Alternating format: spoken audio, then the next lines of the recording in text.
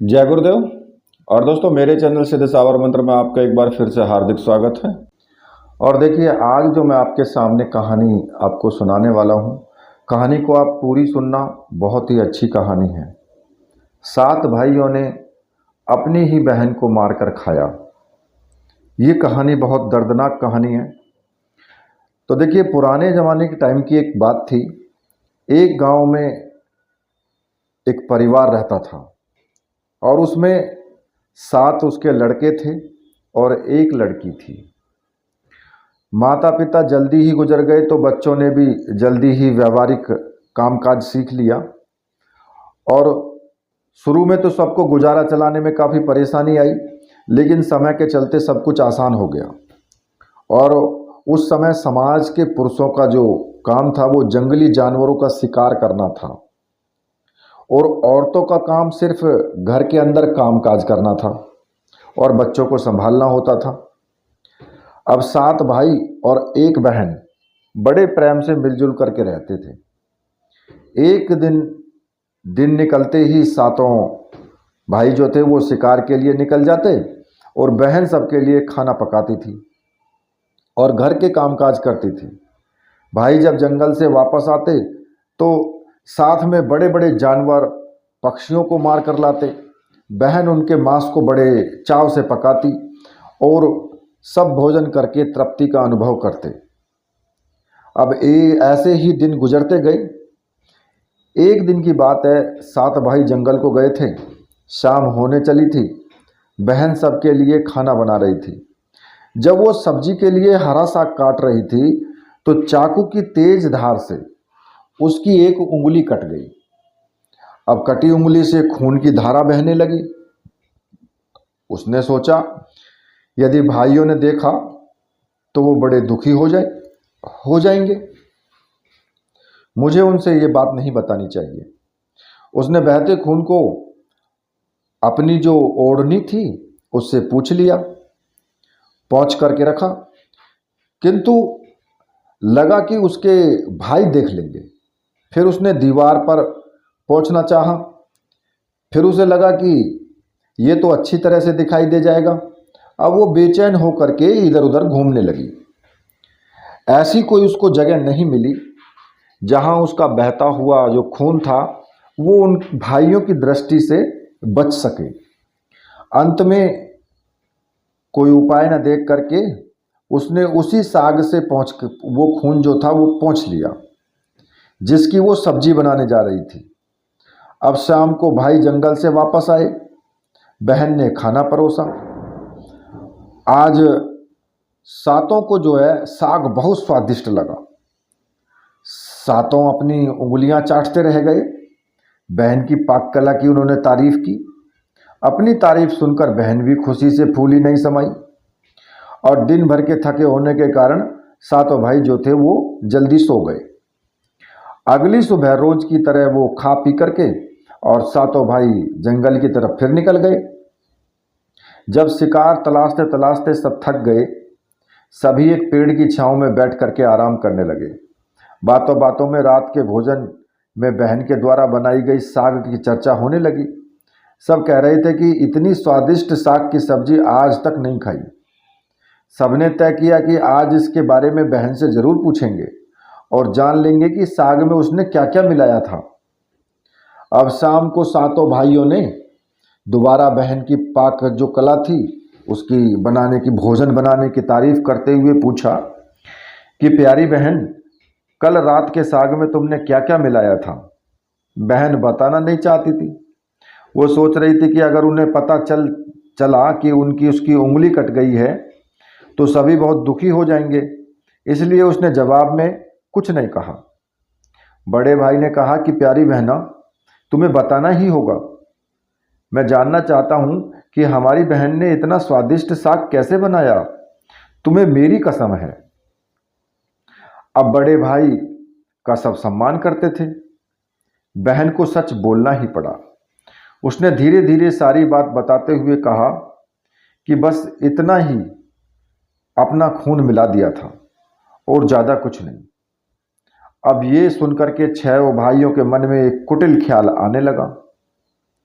वो सोचने लगे कि इसके खून की चंद बूंदें इतनी स्वादिष्ट हैं तो इसका मांस कितना स्वादिष्ट होगा। रात के खाने के बाद सातों सोने के लिए चले गए। सातों में फिर उसी बात की को लेकर के चर्चा हुई। बड़ा भाई कहने लगा, अरे खून की कुछ बूंदें इतनी स्वादिष्ट हैं तो शरीर का मांस कितना स्वादिष्ट होगा। सबने बड़े भाई की बात में हाँ मिलाई। अगले दिन शिकार के लिए जाते समय सातों ने ये योजना बनाई कि बहन को मारकर उसका मांस खाएंगे, खूब स्वादिष्ट होगा वो। अब सातवें भाई को अपने बड़े भाई की युक्ति बिल्कुल भी उचित नहीं लगी जो सबसे छोटा था, और वो अपनी प्यारी बहना को बचाने के लिए बेचैन हो गया। वो खुलकर इसका विरोध नहीं कर सकता था क्योंकि 6 भाई एक तरफ थे। अब शिकार करने के बाद सभी भाइयों ने मिलकर एक टीले पर बांस का एक चांग जो होता है ना, जो बांस के फट्टों से बना हुआ एक चबूतरा होता है, उसका निर्माण किया। और योजना उनकी ये थी कि बहन को फुसलाकर यहाँ लाएंगे, तीर मारकर उसकी हत्या करेंगे और उसका स्वादिष्ट मांस खाएंगे। अगले दिन बड़े भाई ने बहन से कहा कि प्यारी बहन, तुम बड़ी हो गई हो और शादी के लायक हो गई हो। मैंने तुम्हारे लिए एक सुंदर से वर की तलाश की है। आज हम उसका घर देखने जाएंगे। तुम्हें भी सज संवर कर हमारे साथ चलना होगा। बहन शादी की बात से बहुत खुश हुई।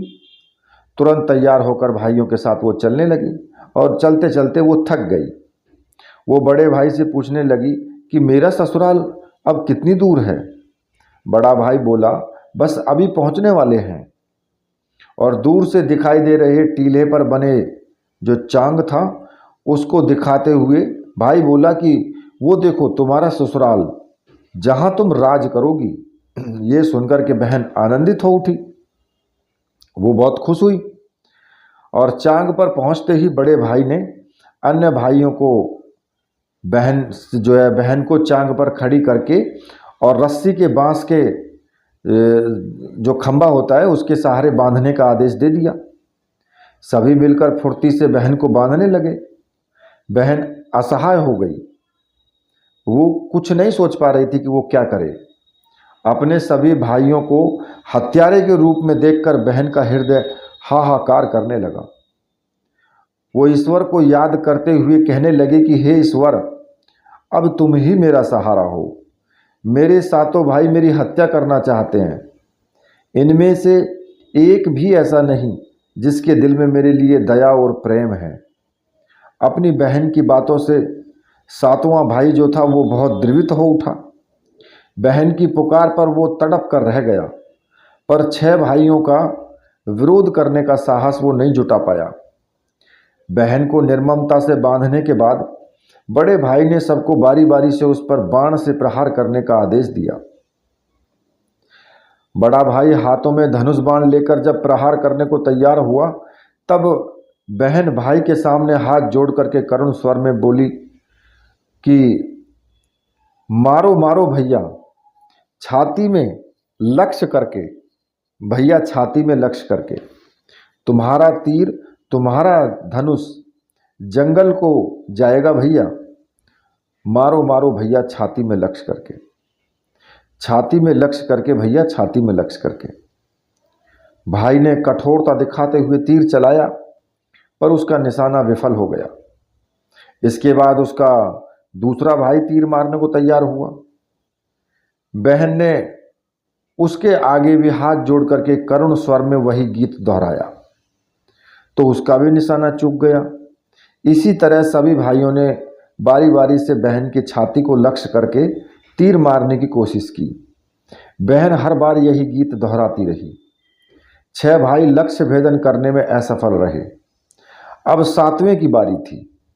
6 भाई उसे कहने लगे कि पूरी ताकत से तीर चलाना, बहन को एक बार में ही ढेर करना है।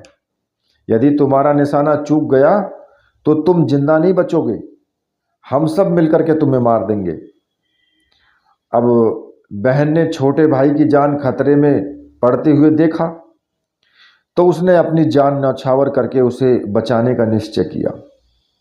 वो ईश्वर से प्रार्थना करने लगी कि हे ईश्वर, मेरे भाई का तीर मेरी छाती भेदने में सफल हो जाए।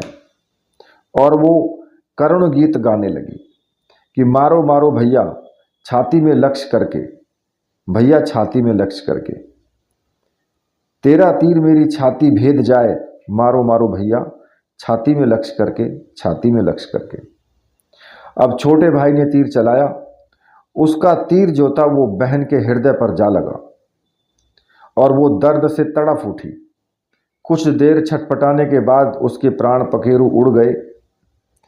जब उसके प्राण पखेरु उड़ गए तो उन्होंने अपनी कुटिल योजना सफल होने पर 6 भाइयों की तो बाछें खिल गई। सातों ने मिलकर के मृत बहन का शरीर उस चांग से नीचे उतारा और 6 भाइयों ने मिलकर के बहन के शरीर की बोटी बोटी काट डाली। बड़े भाई ने 7वें को जंगल से लकड़ी और पानी लाने का आदेश दिया।